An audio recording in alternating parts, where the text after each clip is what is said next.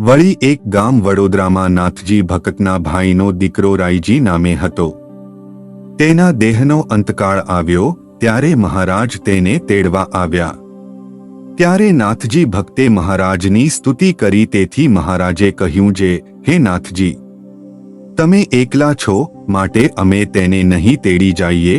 એમ કહી સર્વે જનોને દર્શન આપીને મહારાજ ગયા. એમ ભગવાન સ્વામિનારાયણ પોતાના ભક્તોને અનેક પરચા આપે છે, તે લખતા પણ પારે આવે નહીં. જય સ્વામિનારાયણ. આ ચેનલનો મુખ્ય ઉદ્દેશ્ય ધર્મનો પ્રસાર કરવાનો છે તથા ભગવાન સ્વામિનારાયણની અલૌકિક લીલા અને સારા વિચારો લોકો સુધી પહોંચાડવાનો છે, જે જીવનમાં શાંતિ અને સુખ તરફ દોરી જાય છે.